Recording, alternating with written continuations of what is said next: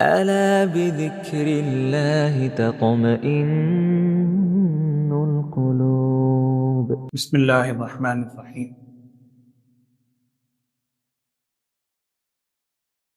اللہ کا بڑا شکر و احسان ہے، اس نے یہ ہمیں سعادت والے ایام، سعادت والی راتیں نصیب فرمائی، صحت و عافیت کے ساتھ۔ اللہ کی نعمتوں کی شکر ادا کرنے کا ایک بڑا بنیادی طریقہ یہ ہوتا ہے کہ اس کی نعمت کی قدردانی کی جائے۔ زبان سے شکر ادا کرنا تو اپنی جگہ ایک شکر کی کیفیت ہے، اصل شکر کی صورت یہ ہے کہ اس نعمت کی قدر کریں۔ اب اللہ نے صحت و عافیت سے ہمیں یہ ایام اور راتیں عطا فرما رہا ہے، ہمیں اس کی قدر کرنی چاہیے۔ قدر کا یہی مطلب ہے کہ اللہ تعالیٰ کی ناراضگی سے بچیں، اور ان دنوں میں جو اعمال کرنے کے حکم دیا گیا ہے یا رسول صلی اللہ علیہ وسلم کی سنتوں سے اس کا ثبوت ہے، کوشش کر کے سارے معمولات جتنے کم ہو سکتے ہیں وہ کریں، اور اس جانب اپنا زیادہ سے زیادہ وقت لگائیں۔ اللہ تعالیٰ عمل کرنے کی توفیق عطا فرمائے، اللہم آمین۔ آج منزل میں جو آپ نے صورتیں سنی ہیں، اب وہ چھوٹی چھوٹی صورتیں شروع ہو گئی ہیں، اور آج سورہ حجرات سے مفصلات بھی شروع ہو چکی ہیں۔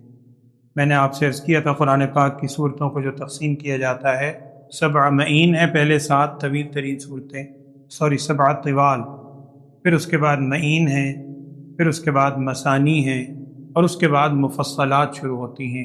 سورہ حجرات سے 8ویں منزل قرآن پاک کی 7ویں آخری منزل، اس کا بھی آغاز ہے، اور اسی سے مفصلات کا آغاز بھی ہوتا ہے۔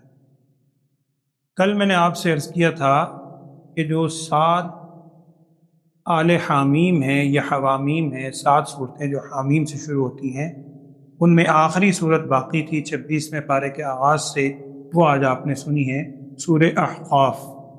احقاف اصل میں ریت کے ٹیلوں کو کہتے ہیں، مٹی کے ٹیلے جو ہوتے ہیں۔ اس میں ذکر ہے قوم عاد کا، وَاذْكُرْ أَخَا عَاد إِذْ أَنذَرَ قَوْمَهُ بِالْأَحْقَافِ۔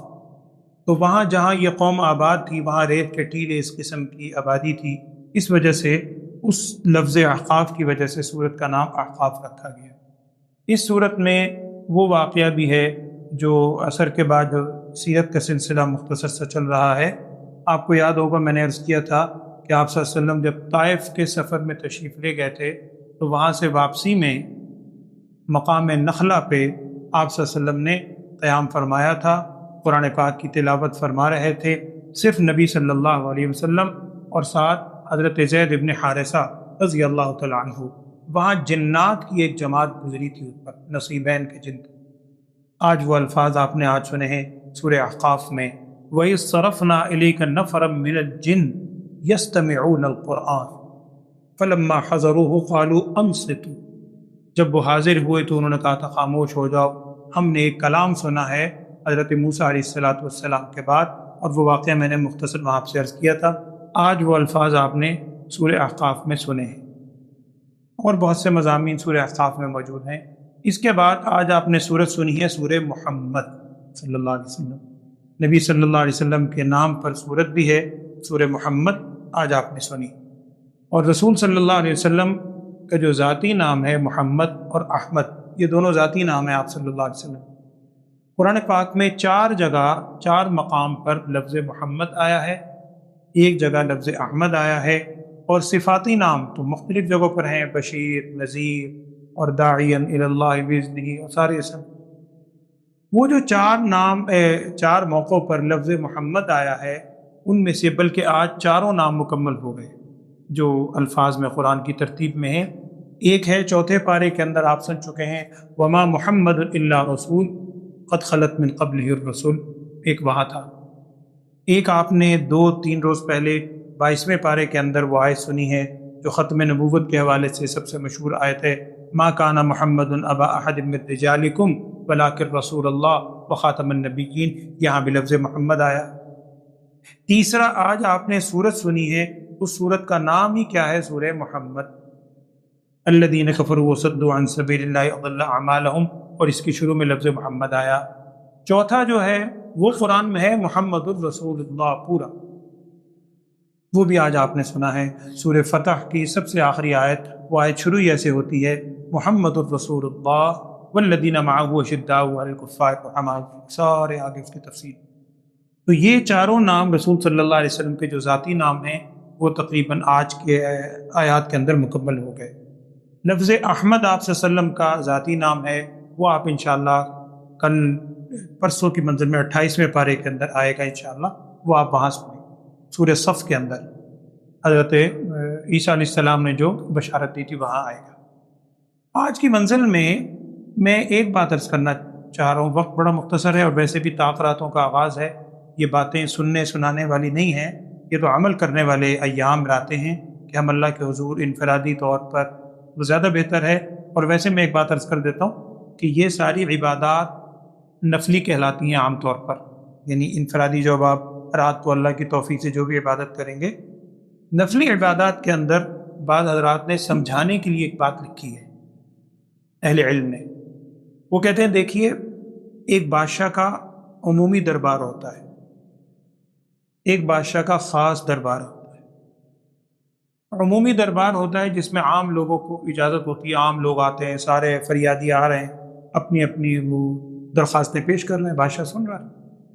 ایک بادشاہ کا خاص دربار ہوتا ہے جس میں عام آدمی نہیں ہوتے، وہ خاص بندوں کو بادشاہ اپنے پاس علیحدگی میں بلاتا ہے اور پرسنل ان کے ساتھ کوئی معاملات کرتا ہے تو بے ادبی، لیکن سمجھانے کے لیے میں عرض کر رہا ہوں جو علماء نے لکھا ہے کہ ایک فرض عبادت ہے، وہ فریضہ جو عبادت ہے، ابھی آپ نماز ادا کرتے ہیں اللہ کی توفیق سے، اس میں حکم کیا ہے کہ سارے اجتماعی طور پر جمع، عمومی دربار ہے اللہ کا، سارے جمع ہو جاؤ۔ پھر جمع ہونے کے بعد سنتیں اسی کا حصہ ہے۔ یہ جو نوافل ہیں خاص طور پر، یہ اللہ تعالیٰ نے خاص اس لیے رکھی ہے کہ یہ اللہ اور اس کے بندے کے درمیان معاملہ ہے، یہ رب جانے اور وہ بندہ جانے ہر ایک کا اللہ سے کیا تعلق ہے۔ اللہ تعالیٰ نے نہ کوانٹٹی دیکھنی ہے، مقدار نہیں دیکھتا، اللہ تعالیٰ نے تو خلوص دیکھنا، تھوڑا عمل ہے لیکن سنت کے کتنا قریب ہے اور اس میں خلوص کتنا ہے، تو یہ اوقات اس کے لیے ہیں۔ اسی کو کسی نے کہا تھا کہ میان عاشق و معشوق رمزیست، میان عاشق و معشوق رمزیست کرامن کاتبیرہ خبر نیست، سمجھانے کے لیے کہ عاشق اور معشوق اللہ اور بندے کے درمیان، اس میں یہ خاص طور پر نفلی عبادت میں وہ رمز ہوتے ہیں، وہ کیفیات ہوتی ہیں۔ اللہ تعالی ہمیں بھی ان کیفیات میں سے کچھ حصہ عطا فرمائے، اللہم آمین۔ تو یہ تاخرات اسی حوالے سے ہے، اللہ عمل کی توفیق دے۔ میں صرف آج کی منزل میں ایک بات عرض کر رہا ہوں سورہ فتح کے حوالے سے، باقی سورہ حجرات ہے، وہ پوری ہی سورہ حجرات میری کوشش یہ ہوگی میں پوری سورہ حجرات کا تھوڑا سا ترجمہ ایک دفعہ آپ کے سامنے لے آؤں۔ معاشرتی مسائل کے حوالے سے سورہ حجرات کے اندر بہت ہی تفصیل سے اللہ تعالیٰ نے احکامات، وہ انشاءاللہ کل آئے گی، منزل آج سن لی ہے، کل میں بات عرض کروں گا۔ آج سورہ فتح کے حوالے سے ایک بات ذہن میں رکھیں، سورت کا نام رکھا ہے سورہ فتح، اور آپ جانتے ہیں، آپ کے علم میں یہ بات کہ یہ سورت نازل ہوئی ہے صلح حدیبیہ کے موقع پر 6 ہجری کے اندر۔ وہ سیرت کا بار بار میں ذکر کر رہا ہوں چونکہ اصل تفسیر وہاں بھی آ جائے گی، یا نہ آئے تو اس میں ہو جائے گی۔ آپ صلی اللہ علیہ وسلم ہجرت کر کے جب مدینہ منورہ آئے تو 6 سال تک آپ صلی اللہ علیہ وسلم مکہ نہیں جا سکے۔ 2 ہجری میں غزوہ بدر ہو گیا، 3 میں احد ہو گیا، 5 میں خندق ہو گیا، 4 میں بنو نذیر ہو گیا، یہ سارے وہیں ہو رہے ہیں مدینہ اور اس کے نواحی علاقوں میں، بدر تھوڑا سا باہر ہے۔ 6 ہجری میں آپ صلی اللہ علیہ وسلم عمرہ ادا کرنے کے لیے تشریف لائے۔ آپ صلی اللہ علیہ وسلم نے ایک خواب دیکھا، خواب یہ دیکھا کہ آپ صلی اللہ علیہ وسلم صحابہ کے ساتھ طواف کر رہے ہیں اور عمرے کی ادائیگی کے لیے مکہ گئے، اور آپ جانتے ہیں کہ انبیاء علیہ السلام کا خواب بھی وحی ہوتا ہے۔ نبی صلی اللہ علیہ وسلم صحابہ سے کہا کہ جی اللہ تعالیٰ کی طرف سے گویا مجھے لگتا ہے ہمیں یہ اجازت ہے اور حکم دیا گیا ہے کہ ہم عمرے کے لیے چلیں۔ صحابہ بھی 5-6 سال ہو گئے ہیں، اپنا علاقہ چھوڑ کر آئے ہیں، مکے کی آبادی، بڑا ذوق شوق سے سارے مدینے سے روانہ ہوئے، اور یہ ذہن میں رکھیں بدر ہو چکی، احد ہو چکی، خندق ہو چکی، 3 جنگیں پہلے ہو چکی، اور تینوں میں کفار کو اندازہ ہو گیا، اور غزوہ خندق میں جسے احزاب بھی کہتے ہیں اتنا بڑا لشکر لے کر آئے لیکن کامیابی نہیں ہو سکی۔ تو اب مسلمان جب 6 ہجری کے اندر غزوہ خندق سے اگلے سال عمرہ کرنے کے لیے مکہ روانہ ہوئے، اور بالکل جب قریب پہنچ گئے، اب کفار کو اندازہ ہوا کہ یہ تو مسلمان پہنچ گئے اتنا بڑا، اور وہ سمجھے کہ لشکر کشی کے لیے آئے۔ اب وہ طویل واقعہ ہے کہ حدیبیہ کے مقام پر اس وقت مجھے پورا کنفرم تو نہیں ہے، ایک صاحب نے ایک دفعہ جب حاضری کی سعادت دی تو جدہ کے راستے میں اب جب آپ جاتے ہیں وہاں شمیسیہ نامی ایک جگہ آتی ہے، شمیسیہ کے نام سے نا، اس پوائنٹ پہ کہہ رہے تھے یہاں سے راستہ نکلتا ہے حدیبیہ کا، وہ مقام حدیبیہ وہاں ہے جدہ اور مکہ کے راستے، واللہ اعلم۔ بہرحال مکہ کے قریب تھے، یہاں آپ صلی اللہ علیہ وسلم تشریف لا چکے تھے، یہاں کفار نے اپنے بندے بھیجے مذاکرات کے، اور وہ سمجھے کہ لڑنے آئے ہیں، اب تک ہم جاتے تھے، اب پہلی دفعہ مسلمان آئے۔ نبی صلی اللہ علیہ وسلم کو سمجھایا کہ دیکھو احرام باندھا ہوا، ہم نے احرام باندھا ہوا ہے، ہم ابھی لڑنے کے لیے تو آئے نہیں۔ خیر وہ بات نہیں ہوئی، اسی میں حضرت عثمان غنی رضی اللہ عنہ کو آپ صلی اللہ علیہ وسلم نے بھیجا کہ وہ جائیں، جا کے مذاکرات کریں، ان کو بتائیں۔ اسی میں حضرت عثمان غنی رضی اللہ عنہ کچھ تاخیر ہو گئی، جب تاخیر ہوئی پیچھے یہ افواہ پھیل گئی کہ شاید حضرت عثمان غنی رضی اللہ عنہ کو شہید کر دیا گیا، افواہ پھیل گئی۔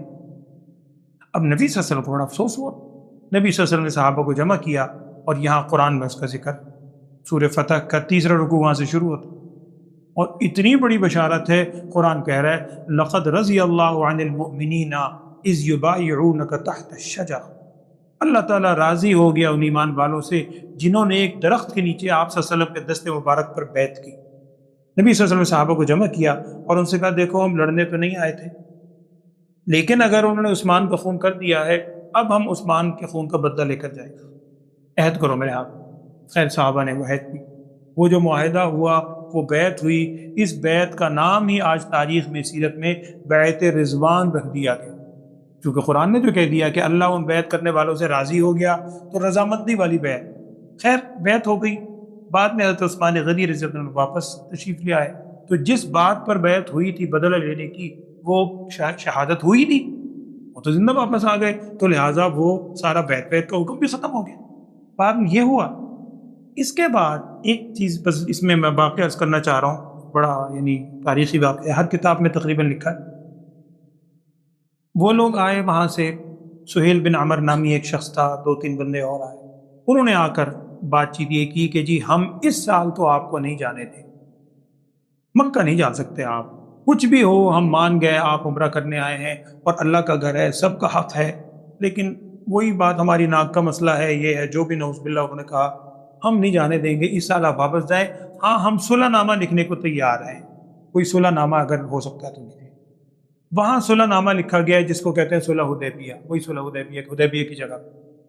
اب اس کے اندر جو شرائط لکھی گئیں، پہلی شرط یہی تھی کہ اس سال مسلمان واپس چلے، آئندہ سال آئیں گے، 3 دن کے لیے آئیں گے، عمرے کی آئندہ سال اجازت ہوگی، اس سال نہیں کر سکتے۔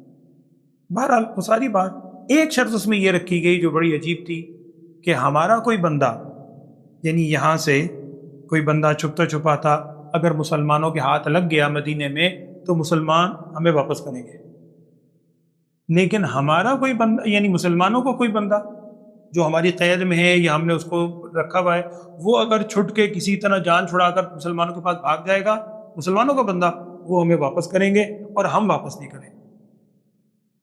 یہ اس میں رکھ لیا بڑی سخت عجیب بات۔ یہ وہ وقت ہے جب حضرت عمر فاروق رضی اللہ عنہ کی بڑی عجیب کیفیت ہے، اور وہ نبی صلی اللہ علیہ وسلم سے بار بار کہہ رہے ہیں یا رسول اللہ صلی اللہ علیہ وسلم کیا آپ سچے رسول نہیں ہیں، کیا ہم حق پر نہیں ہیں، کیا یہ سچی بات، پھر آپ اس طرح کیوں صلح کر رہے ہیں؟ میں عرض کر رہا ہوں اس پوری صلح کا نام قرآن کیا رکھ رہا ہے؟ فتح، انا فتحنا لک فتحا مبینا۔ یہی وہ چیز ہے جو بظاہر صحابوں کو سمجھ نہیں آ رہی تھی اس وقت کہ اس میں فتح کون سی ہے، ہم نے نہ عمرہ کیا نہ جا سکے، دب کر صلح کر کے ہم واپس آ رہے ہیں روتے ہوئے۔ اور کل میں نے عرض کیا تھا یہ وہی وقت ہے جب صاحب آپ سے نے فرمایا تھا کہ احرام کھول دو، تو حضرت ام سلمہ رضی اللہ عنہ نے یہ دیا تھا مشورہ کہ آپ جا کے ان سے کہیے آپ احرام کھولیں، یہ وہی موقع ہے۔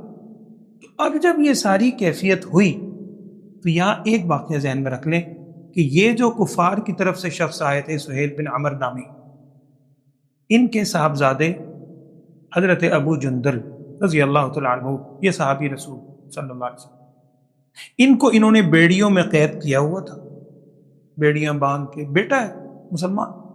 انہیں معلوم ہوا کہ جی مسلمان حدیبیہ تک پہنچ گئے، یہ بیچارے کسی طرح گھسٹتے ہوئے جان چھڑا کر بیڑیاں ڈلی ہوئی ہیں، چھپتے چھپاتے پہنچے کہ چلو حدیبیہ تک پہنچ گئے، یہاں مسلمانوں کے پاس جاؤں گا، اب مدینے جانا تو بہت مشکل ہے۔ ادھر وہ صلح نامہ لکھے جا رہا ہے، ادھر یہ روتے ہوئے ابو جندل پہنچ گیا، مسلمان لپٹ گئے، بڑے خوش ہیں ہمارا بندہ آ گیا، اب مطمئن ہے، اب میں نبی صلی اللہ علیہ وسلم مجھے لے جائیں گے۔ وہ سہیل نامی شخص بعد میں مسلمان ہو گئے تھے، وہ اڑ گئے، کہنے لگے جی صلح لکھی جا رہی ہے کہ آپ کا بندہ ہے، ہماری قید سے چھٹ کر آیا ہے، اس میں یہ شرط لکھی جا رہی ہے کہ آپ واپس کریں گے، اس بندے کو واپس کریں گے۔ نبی صلی اللہ علیہ وسلم نے ارشاد فرمایا بھی ابھی صلح لکھی جا رہی ہے، ابھی دستخط وغیرہ آپ صلی اللہ علیہ وسلم مہر مبارک لگاتے تھے، وہ سب کچھ تو بھی نہیں ہوا، ابھی تو بات طے بھی نہیں ہوئی، پوری لکھی جا رہی ہے۔ اس نے کہا سواری پر نہیں، اڑ گیا۔ پھر نبی صلی اللہ علیہ وسلم نے درخواست کی کہ چلو تمہاری بات پکی طور پہ مان لیتے ہیں، میرے کہنے سے، رسول صلی اللہ علیہ وسلم فرما رہے ہیں میرے کہنے سے اس ایک بندے کو چھوڑ دو، کہنے کہ ممکن ہی نہیں۔ یہ وہ کیفیت ہے مسلمانوں کی جو میں آپ سے عرض کر رہا ہوں، کیا کیفیت ہوگی؟ مسلمان رو رہے ہیں، عجیب کیفیت ہے۔ وہ ان ابو جندل کہہ رہے ہیں کہ یا صلی اللہ علیہ وسلم آپ مجھے پھر حوالے کر رہے ہیں۔ نبی صلی اللہ علیہ وسلم سمجھا رہے ہیں ابو جندل اللہ کی مدد آئے گی، اللہ کی مدد آنے والی ہے، اور قرآن اس کو کہہ رہا ہے فتح۔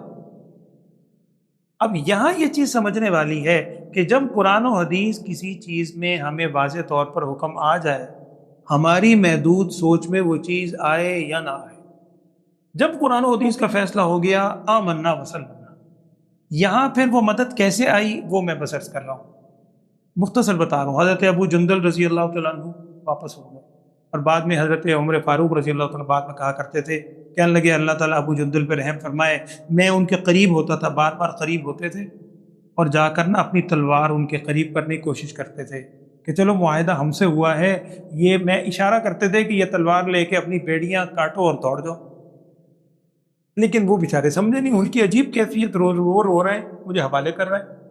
حوالے ہو گئے، وہ گھسیٹتے ہوئے باپ پھر واپس لے گئے، مسلمان مڑ مڑ کے دیکھتے ہوئے وہاں واپس جا رہے مدینہ، اور آیات اتر رہی ہیں کہ جی مسلمانوں مبارک کو بہت بڑی فتح ہو گئی۔ اب یہ کیا فتح ہے؟ رسول صلی اللہ علیہ وسلم کو وہ پس منظر نظر آ رہا ہے کہ اس کے اثرات کیا ہوں گے۔ اس میں ایک شرط یہ رکھی گئی تھی کہ آئندہ 10 سال تک جنگ بندی کا معاہدہ، چونکہ میں عرض کر رہا ہوں بدر، احد، خندق سب ہو چکی، کفاروں کو بھی اندازہ تھا۔ ایک شرط یہ بھی تھی کہ 10 سال تک مسلمان اور کافر جنگ نہیں کریں، جنگ بندی کا معاہدہ، یہ بھی ہو گیا۔ اب جب نبی صلی اللہ علیہ وسلم واپس پہنچے، اب میں ذرا سنیے گا اللہ کی مدد کیسے آئی۔ مدینے کے قریب پہنچ چکے تھے ایک اور صحابی حضرت ابو بصیر رضی اللہ تعالیٰ عنہ، وہ بھی کہیں بھاگے جان چھڑا کے، انہیں کچھ پتہ نہیں ہے کہ مسلمان آئے میں حدیبیہ میں کیا ہوا، وہ اپنا جان بچا رہے ہیں، مدینے کی دھن ہے۔ یہ مسلمان مدینے کے قریب پہنچے، ایک آدھ دن میں وہ بھی پہنچ گئے مدینے، بڑے ہانپتے کانپتے کہ شکر ہے میں جان مدینے آ گیا، اللہ نے مجھے یہاں تک پہنچا دیا۔ اب مسلمان چپ، کوئی ان کو مبارک وصول نہیں کر رہا اس طرح، وہ حیران کہ تم خوش نہیں ہو میرے آنے سے۔ اب کسی نے ان کے کہا بڑے معذرت سے کہ بھائی ہم یہ معاہدہ کر کے آئے ہیں، اور ابو جندل بھی، وہ تو اس معاہدے کے وقت تھے، وہ بھی واپس کر دیے گئے ہیں، لہٰذا آپ بھی کوئی بندہ ان کا بھی آ جائے گا لینے، آپ کو بھی واپس کر دیے گئے۔ اور ابھی یہ بات ہو ہی رہی تھی، وہ سمجھ نہیں، اتنے میں 2 بندے آ گئے، پتہ چل گیا انہیں، کفار کو یقین تھا مسلمانوں کے بارے میں کہ وعدے کی پاسداری کریں گے۔ 2 بندے کفار نے بھیج دیے اور کہا جی ابو بصیر مکے سے بھاگا ہے، ہماری قید میں تھا، آپ کا بندہ ہے لیکن ابھی معاہدہ ہوا ہے، واپس کریں۔ اب ابو بصیر کی بھی عجیب کیفیت ہے، رسول صلی اللہ علیہ وسلم سے بھی یہ کہہ رہے ہیں کہ ابو بصیر اللہ کی مدد آئے گی، حوصلہ رکھو، اللہ کی مدد آنے والی ہے۔ یہ ہے وہ پختہ یقین نبی صلی اللہ علیہ وسلم کی ذات پر، وہ صحابہ جان نہیں سکتے، انہیں یقین تھا جب رسول صلی اللہ علیہ وسلم نے فرما دیا اس میں خیر ہے، اب جان کی پرواہ نہیں ہے، وہ چلے۔ اب انہوں نے کیا کیا، یہ گئے اور راستے میں پلاننگ کر رہے ہیں، یہ اللہ کی مدد کا آغاز ہو رہا ہے۔ 2 بندے تھے ان کو لینے جو آئے، انہوں نے سوچا اگر میں مکہ پہنچ گیا نا پھر تو ان سے جان چھڑانا مشکل، اب تو زیادہ ظلم کریں گے، میں بھاگا ہوا بھی ہوں۔ انہوں نے کہا یہ 2 ہیں، رستہ لمبا ہے، ان کو یہیں قابو کرنا آسان ہے۔ اب وہ باتوں میں لگا کہ یہ وہ، کوئی کہتا ہے کہ انہوں نے بڑی تعریف کی اس کی، صحت کی، طاقت کی، تلوار کی تعریف کی، ذرا دکھاؤ تو صحیح ہے تلوار، اس نے اوپر کے ایک آدھ دفعہ دکھائی، پھر واپس کی. جب اعتماد بحال ہو گیا پھر تلوار دکھائی. اب پھر ایمانی قوت کے آگے کون ٹکتا ہے؟ وہ تلوار دکھائی ایک ہی وار میں، ایک بندہ تو ختم. وہ دوسرا بھاگا اور بھاگا مدینے کی طرف. میں مدینے کے قریب تھے. وہ بھاگا کہ میں محمد صلی اللہ علیہ وسلم کے پاس جا کر پناہ لوں گا. کافر انہیں پناہ ملے گی. پیچھے پیچھے ابو بصیر ہے، آگے آگے وہ بھاگا جا رہا ہے گھوڑے پہ جس پہ بھی سوار. اب وہ وہاں پہنچا، پیچھے ابو بصیر پہنچ. کیا لگے آپ اس کو حوالے کریں؟ نبی صلی اللہ علیہ وسلم نے فرمایا کہ نہیں ابو بصیر. انہیں اندازہ ہو گیا کہ آپ صلی اللہ علیہ وسلم خیر اس کو تو چھوڑ دیا. انہوں نے کہا کہ یا رسول اللہ صلی اللہ علیہ وسلم آپ نے تو حوالے کر دیا تھا، آپ نے اپنا وعدہ پورا کر دیا، اب تو میں نے حیلہ کیا ہے جان بچانے کے لیے. نبی صلی اللہ علیہ وسلم نے فرمایا نہیں، یہ غدر ہے، ایسا نہ کرو.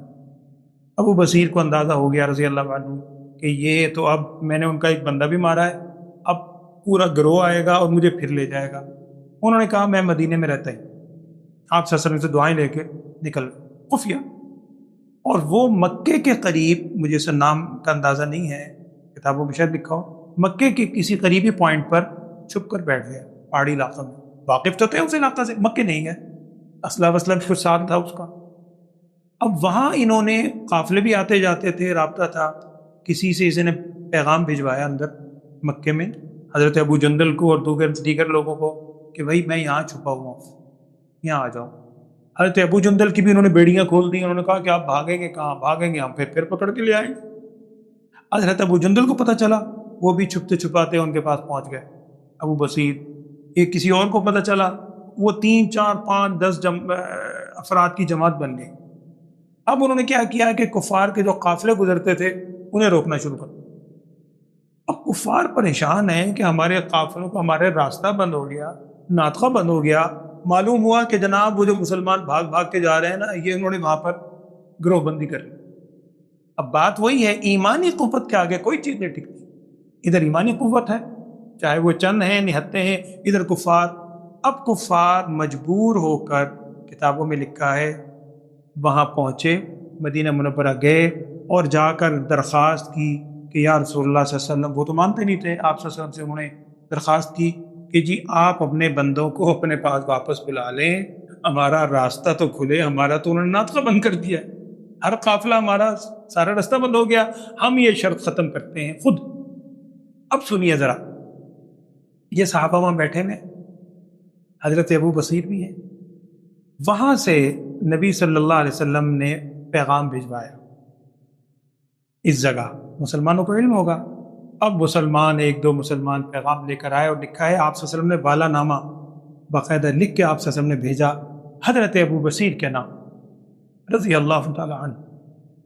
حضرت ابو بصیر رضی اللہ تعالی عنہ کے نام یہ والا نامہ آیا. نبی صلی اللہ علیہ وسلم نے جس میں لکھا، جس کا مفہوم یہ تھا ابو بصیر وہ اللہ کی مدد آ گئی، اب تم آ جاؤ خوشی سے، اب مدینے میں ہنسی خوشی ہمارے ساتھ رہو گے. لکھا یہ ہے جناب سیرت کی کتابوں میں کہ جب وہ خط نبی صلی اللہ علیہ وسلم کا حضرت ابو بصیر کے پاس پہنچا، حضرت ابو بصیر آخری سانسیں لے رہے، طبی طور موت کا وقت، بیماری تھی، اور کہہ رہے ہیں لیٹے ہوئے تھے، اٹھا جاتا نہیں تھا.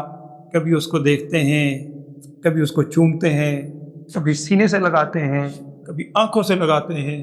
میرے نبی صلی اللہ علیہ وسلم نے مجھے لکھ کے بلایا، میرے لیے خوشخبری آئی، میرے نبی صلی اللہ علیہ وسلم بھیجا.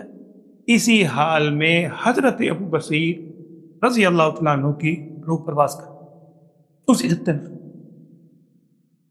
حضرت ابو جندل رضی اللہ تعالیٰ عنہ دیگر صحابہ نے وہیں ان کی تدفین کی. یہ دین ویسے یہاں تک نہیں پہنچ گیا. صحابہ اکرام رضوان اللہ مجمعین کی قربانی اٹھا کے دی. تو میں ایک واقعہ ویسے ضمناً آ گیا میں عرض کر رہا ہوں، تاریخ بھری بھی ان واقعات سے.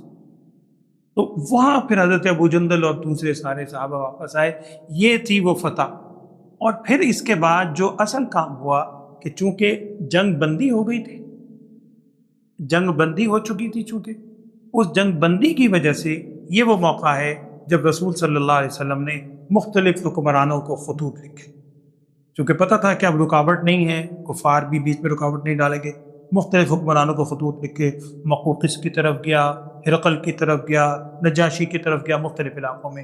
اس کے بعد پھر صرف 2 سال میں، 6 میں یہ ہوئی، صرف 2 سال کے اندر مکہ مکرمہ بغیر کسی لڑائی کے فتح ہو، وہ ہے انا فتحنا لک فتحا مبینا، ہم نے آپ پر ایک فتح مبین اتاری ہے۔ رسول صلی اللہ علیہ وسلم کو اندازہ ہو گیا تھا یہ ہونے والا ہے۔ تو یہ سورہ فتح، اور اس میں بیت رضوان کا ذکر یہ بھی ہے، محمد الرسول اللہ کی آخری آیت ہے، اس میں ایک دو بات ہیں، اور اس کے بعد پھر سورہ حجرات آپ نے سنی ہے، سورہ قاف آج سنی۔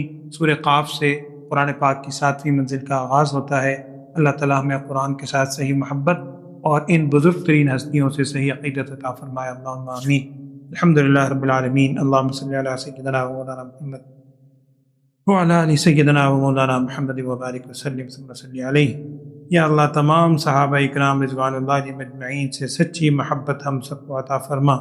صحابہ اکرام رضوان اللہ علیہم اجمعین نے جیسے رسول صلی اللہ علیہ وسلم کی تابع داری کر کے دکھائی ہے، ہمیں بھی آپ صلی اللہ علیہ وسلم کی ایسی سچی محبت اور ایسی کامل اتباع یا اللہ ہمیں بھی نصیب فرما۔